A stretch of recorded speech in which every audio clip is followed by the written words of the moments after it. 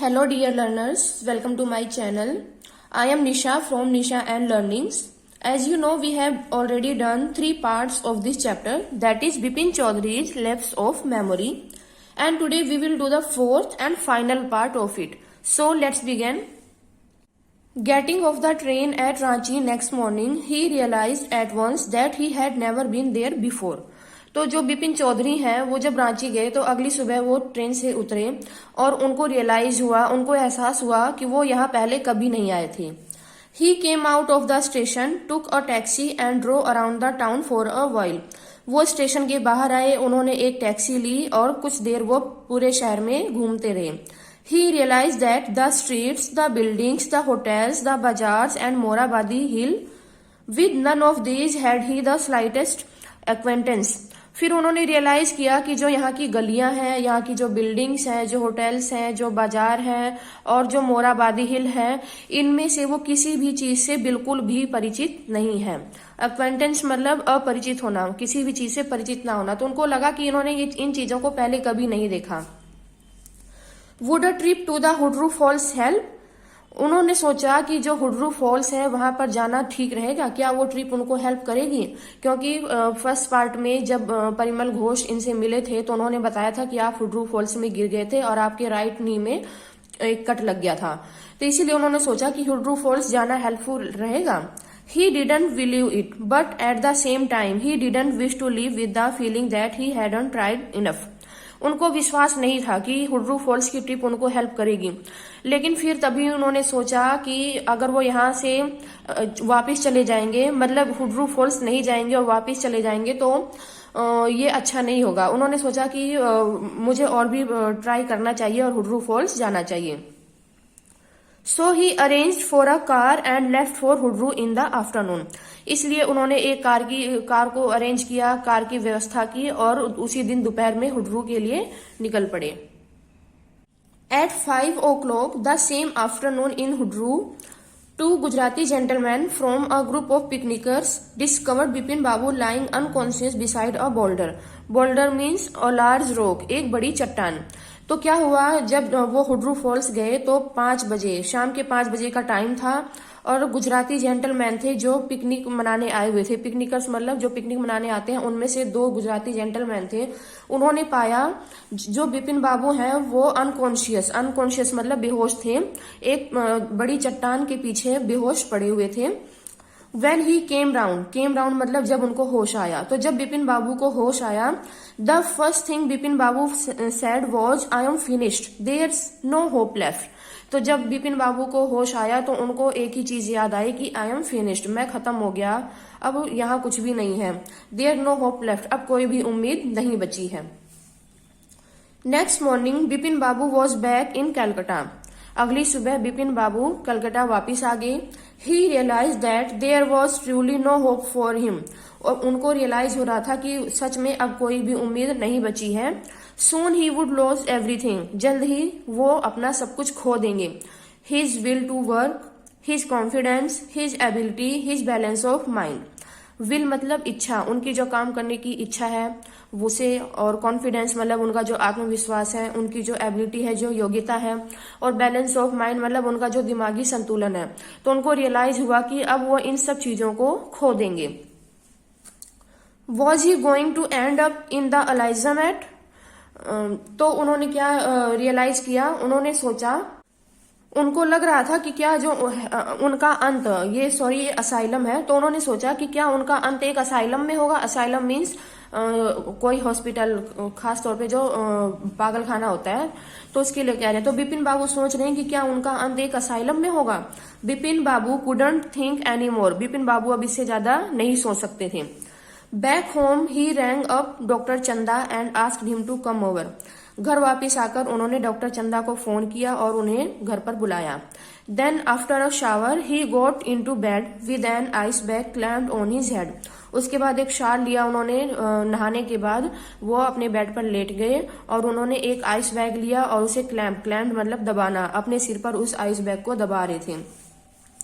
Just then the servant brought him a letter which someone had left in the letter box. तभी उनका servant आया, उनका नौकर आया और उसने एक लेटर लिया हुआ था, उसके हाथ में एक लेटर था जो कोई लेटर बॉक्स में डाल गया था। A greenish envelope with his name in red ink on it. तो एक ग्रीनिश कलर का जो एनवेलप है वो उसका रंग थोड़ा बिल्कुल हल्का हरे रंग का एनवेलप था वो, और उस पर रेड कलर में बिपिन बाबू का नेम लिखा हुआ था। यहाँ पिक्चर में आप देख पा रहे हैं कि बिपिन बाबू अपने बेड पर लेटे हुए हैं और इनका जो सर्वेंट है वो एक लेटर लेकर आया हुआ है। Above the name it said urgent and confidential. तो जो वो एनवलप है उस पे बिपिन बाबू का नेम लिखा हुआ है और उसके ऊपर लिखा हुआ है कि अर्जेंट मतलब बहुत जरूरी है, और कॉन्फिडेंशियल है मतलब बिपिन बाबू के सिवाय इसको और कोई नहीं खोल सकता, बहुत ही कॉन्फिडेंशियल है ये। In spite of his condition. तो जो बिपिन बाबू की जो हालत है उसके बावजूद Bipin Babu had a feeling that he ought to go through the letter. Bipin Babu को लगा कि उनको ये लेटर खोलकर देखना चाहिए। He tore open the envelope and took out the letter.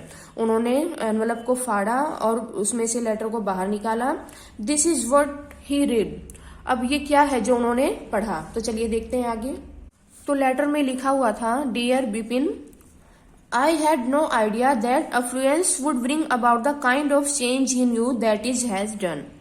तो उसमें क्या लिखा था कि डियर बिपिन, मुझे बिल्कुल भी आइडिया नहीं था, मैंने कभी सोचा नहीं था कि ये जो अफ्लुएंस है, अफ्लुएंस मतलब रिच लाइफ, जो एक अमीरों की लाइफ होती है जिनको सक्सेस मिल जाती है।